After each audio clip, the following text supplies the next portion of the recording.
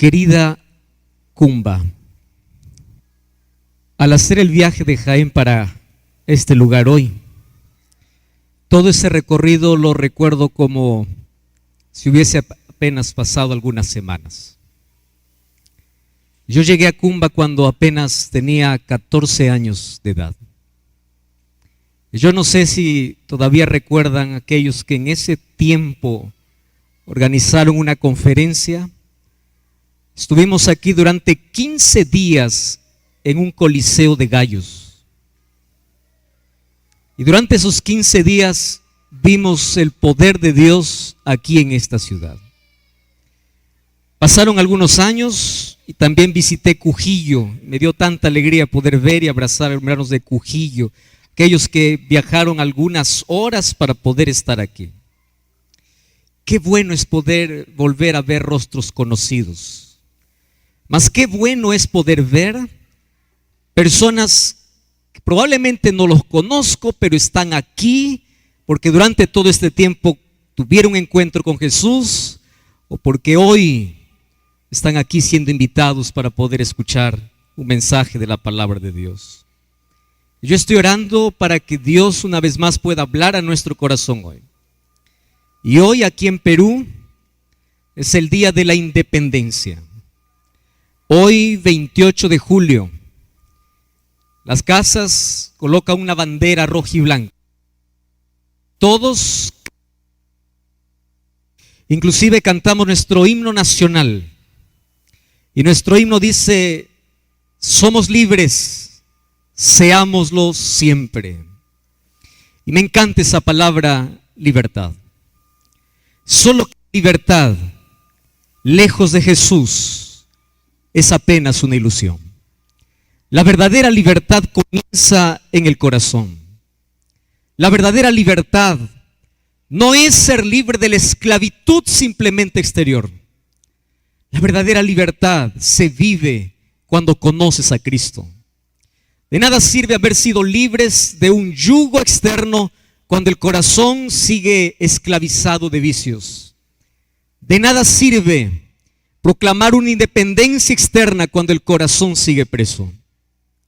Mas yo espero que en este día, al cantar que somos libres y seámoslo siempre, podamos apreciar y amar la verdadera libertad que solamente vive en Cristo Jesús. Y en esta tarde yo quiero abrir la palabra del Señor en el libro de Juan capítulo 11. Y desde que comenzó esta caravana, estoy tomando las expresiones que Juan registra, por lo menos 8 veces, para poder mostrar quién es Jesús. Y aquellas expresiones están acompañadas por aquella palabra ego y mí, que significa yo soy. Ya estudiamos en otros lugares cuando Jesús dice, yo soy el pan de vida, yo soy el buen pastor, yo soy el camino, la verdad y la vida. Mas hoy yo quiero estudiar con ustedes una de las promesas más extraordinarias basado en el libro de Juan capítulo 11. Vamos a leer el versículo 44 y ahí el versículo 45. Allí dice, y el que había muerto salió atadas las manos y los pies, con vendas y el rostro envuelto en un sudario. Y Jesús les dijo, desatadle y dejadle ir. Muchos de los judíos que habían venido para acompañar a María vieron lo que Jesús y creyeron en él. Pero algunos de ellos fueron a los fariseos y les dijeron lo que Jesús había hecho. Entonces ellos se reunieron para poder planear la muerte de Jesús. Mas ¿cuál es el punto principal? El punto esencial está en el versículo 25. En ese diálogo íntimo que tiene Jesús al visitar a una familia que acaba de perder un ser querido. Y me encanta esta figura, porque claro, nosotros no podemos hacer lo mismo. Cuando vamos a visitar a alguien que perdió un ser querido, a veces lo abrazamos, a veces intentamos argumentar, y solamente aquellos que han perdido a alguien que ama mucho sabe que cuando alguien pierde a alguien que ama, no existe palabra humana que pueda consolar. A veces la presencia es suficiente, a veces un abrazo es suficiente, a veces el espíritu es suficiente, mas Jesús, cuando visita a alguien que perdió un ser querido, le dice así en el versículo 25: yo soy la resurrección y la vida, y el que cree en mí, aunque esté muerto, vivirá. Bueno, yo quiero contar en esta tarde 3 cosas extraordinarias de una historia que yo les voy a pedir que ustedes puedan allí leer en casa con detenimiento. Juan capítulo 11 narra la historia de la muerte de uno de los amigos de Jesús.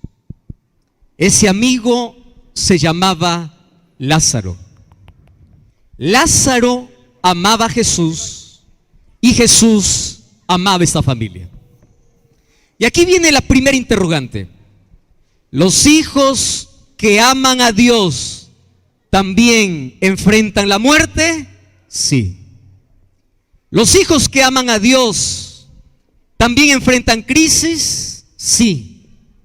¿Aquellos a quien Dios ama también sufren problemas? Sí. Porque mientras estemos en este mundo, nadie está excluido del dolor.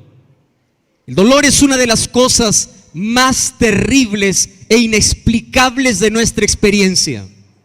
Mientras estemos en este mundo, cristianos y ateos, creyentes e incrédulos, religiosos y no, todos pasaremos por enfermedad y muerte. Muchas veces el falso evangelio que por ahí se proclama es: si tú vienes a Jesús, tus problemas acabarán. Si vienes a Jesús, el mal no te tocará. Si vienes a Jesús, todos tus problemas se irán. Eso es mentira, porque Jesús nunca nos prometió que mientras estemos en este mundo estaremos excluidos del dolor. Jesús nos prometió que en el dolor nos acompaña, en el dolor nos visita, en el dolor nos abraza, en el dolor nos consuela. Y aunque el dolor sea inexplicable muchas veces, y aunque el dolor sea inevitable, porque todo lo experimentamos, y aunque el dolor sea intransferible, todos pasaremos por esa experiencia. Mas aquí Jesús dice un asunto importantísimo en esa historia.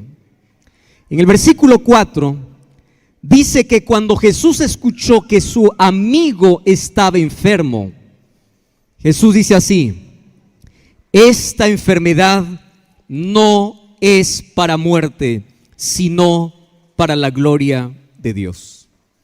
Segundo punto importante: aunque el dolor nos acorrala, aunque el sufrimiento es parte de nuestra experiencia, muchas veces nuestra crisis es el momento donde Dios manifiesta su gloria. Es en medio del dolor que podemos ver el esplendor de la gloria de Cristo. Es en medio de la muerte que podemos ver resurrección. Es en medio de la crisis que podemos ver esperanza. Y cómo me encantaría que todos los seres humanos podamos tener la visión de Dios frente a los problemas. ¿Cuál es la visión de Dios? El ser humano, cuando enfrenta problemas, se enloquece, se desespera, llora, grita, quiere morir, quiere suicidarse, quiere acabar con su vida, porque su visión es limitada. Y miren lo que estaba sucediendo. Mientras algunos veían muerte, Dios veía gloria. ¡Qué tremendo! Mientras algunos veían que la enfermedad estaba acabando a Lázaro, Jesús ve la oportunidad para mostrar su gloria. Mientras tú ves problemas, Dios ve su poder. Mientras tú ves una emboscada, Dios ve la salida. Por eso es que el apóstol Pablo nos invita y dice: poned su mirada en las cosas de arriba. Y cuando yo oro, la oración me eleva, me levanta, me lleva hacia la presencia de Dios. Y cuando estoy en la presencia de Dios, yo comienzo a mirar la vida de manera diferente, las cosas de manera diferente, enfrento la situación de manera diferente. ¿Por qué? Porque una cosa es mirar las cosas de abajo y otra cosa es mirar de arriba. Hace algunos años atrás, en Brasil comenzamos a grabar un CD de programas llamado Pablo, el mensajero de la cruz. Ese DVD nos llevó a recorrer varios lugares. Y mientras estábamos ahí en el valle, yo solamente podía ver montañas, cielo, montañas, cielo. Y un día la producción dice: para grabar el último programa vamos a subir al cerro. Ay, ustedes no saben ese sacrificio para poder subir con un clima de 8 grados más o menos, frío intenso, abrigados, y comenzamos a subir. Todo el equipo estaba con las cámaras, con todo el material de producción. Qué agotador, qué difícil, qué cansancio, qué terrible esa subida. Y mientras subía decía: nunca más quiero volver a este lugar. Y caminamos hasta que llegamos a la cima. Y desde la cima uno puede ver y dice: wow, qué extraordinaria es esta vista. Ahí estaban las nubes tan cerca como para poder palparlas, y el valle tan hermoso. De abajo solo miraba cerro, de arriba miraba todo el panorama. Esa es la visión que tiene aquel que ama a Jesús. Aquel que ama a Jesús tiene la visión de Dios. Por eso es que cuando alguien enferma, en lugar de desesperarse, corre a Dios, porque su visión es diferente. Cuando pierde el empleo, no se desespera, porque sabe que hay un Dios que lo cuida. Cuando pierde un ser querido, Pablo dice que no se enloquece como aquellos que no tienen esperanza. ¿Por qué? Porque donde todos ven muerte, el cristiano ve resurrección. Donde todos ven fracaso, el cristiano ve victoria. Donde todos miraban la muerte de Lázaro, Jesús miraba la gloria de Dios. Ese es el cambio de visión que Dios quiere entregarte. Mientras estés en el valle, mientras estés abajo, mientras estés en el pecado, te vas a desesperar porque solo verás montañas y cielo. Pero mientras estés en Cristo, podrás ver de manera diferente la vida. Y aquí vamos para el tercer punto de hoy. Jesús demora y Jesús llega cuando Lázaro había muerto. Hay muchas personas que siempre piensan de que Jesús llega tarde en la vida. Y yo no pienso que Jesús llega tarde. Dios jamás llega tarde a la vida. Él siempre llega con algo mejor a la vida. Las hermanas le habían pedido curación para su hermano, mas Jesús tenía algo mejor, y lo mejor era darles resurrección. Pero a mí me encanta aquel diálogo que Jesús tiene entre Marta y María, mientras ellas están viviendo ese proceso de duelo. Todos aquellos que hemos perdido a un ser querido, sabemos que la primera semana de duelo es la semana de mayor crisis. Yo perdí a mi padre hace unos años atrás. Tuve que venir de emergencia desde Brasil para poder enterrar a mi padre. Él estaba sufriendo ya por algún tiempo. Yo estaba orando para que el Señor pueda confortarle y darle paz a su corazón. Y yo no tuve el privilegio de poder acompañar ahí en sus últimas palabras. Mas yo llegué, y cuando abracé a mamá, mamá me dijo una cosa tan interesante. Me dijo: Antes de morir, tu papá se puso a cantar. Y cuando yo me acerqué al féretro donde mi padre se estaba velando, en mi cabeza estaban evocados tantos recuerdos de aquellos que yo viví desde la infancia. Pero aquí en mi corazón ardía la esperanza. Papá murió cantando. Papá murió cantando. Aquella fe que él me enseñó cuando era niño era la fe que le sostuvo hasta los últimos momentos de su vida. Y sabes que la primera semana es la semana de mayor crisis. Yo recuerdo aquel vacío cuando yo estaba allí. Comencé a ir a los lugares donde iba con papá y donde parecía que en el oído escuchaba las historias de él, cuando él me contaba cuando todavía era muchacho. Miré a una montaña donde él me llevó cuando tenía 8 años. Y en esa montaña, mientras estábamos recogiendo leña para poder regresar a la casa o traer leña a la casa, mi padre dejó el hacha y en esa montaña dijo: vamos a orar. Y ahí me entregó al Señor.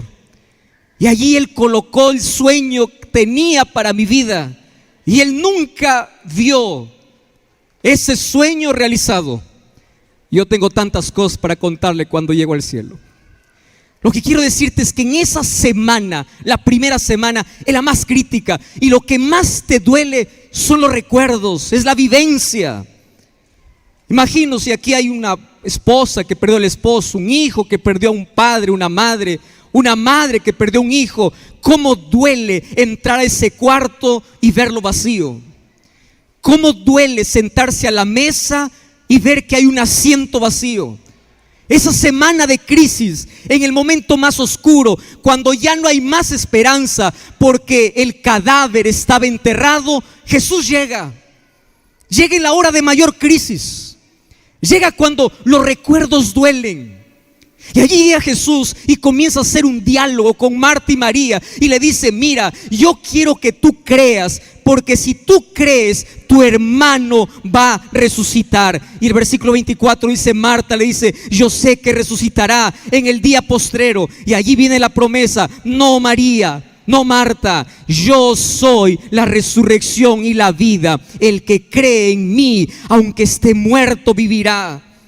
Y todo aquel que vive, cree en mí, no morirá eternamente. Cree, yo tengo vida, yo soy la resurrección. Y aquí Marta y María obviamente comienzan a dudar y Jesús comienza a reprender. ¿Y qué cosa es lo que me emociona de esta promesa que Jesús hace? ¿Sabes cuál es la promesa? Que aquello que nos da tanto temor en esta vida no debe más asustarnos. ¿Qué cosa es lo peor que puede suceder en la vida? Quedarte sin nada, se recupera. Perder dinero, sigues trabajando, recuperas.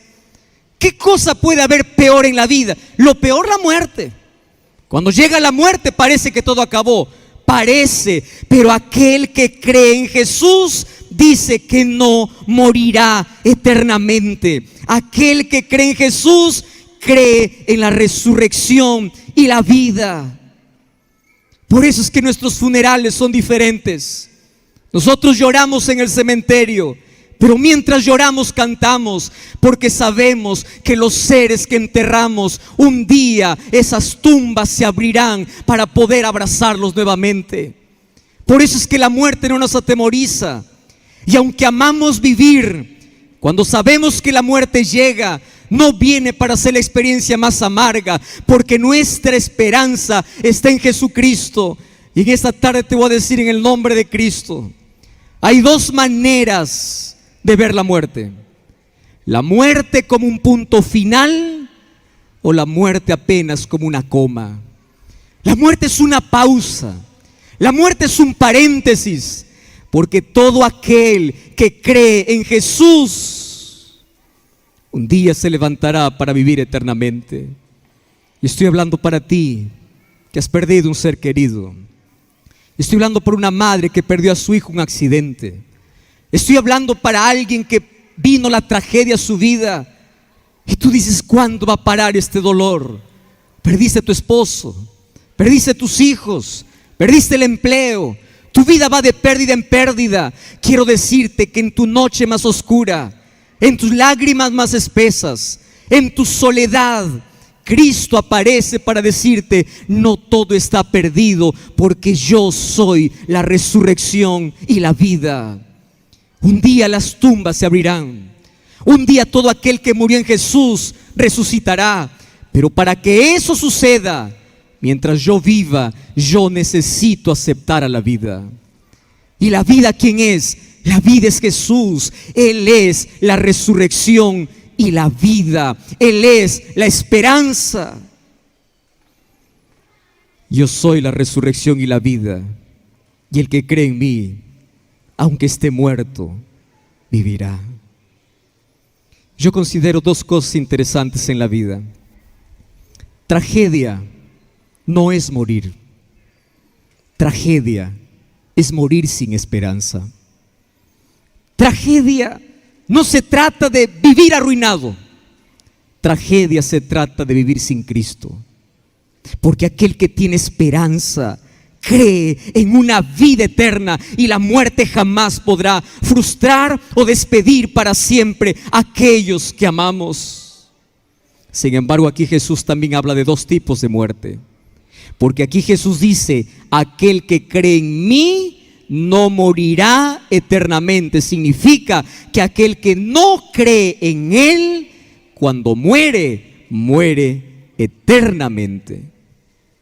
Y en esta tarde yo quiero concluir con la parte más interesante de la historia. La parte más importante sería: cree en Jesús, Él es la vida. No tengas miedo a la muerte.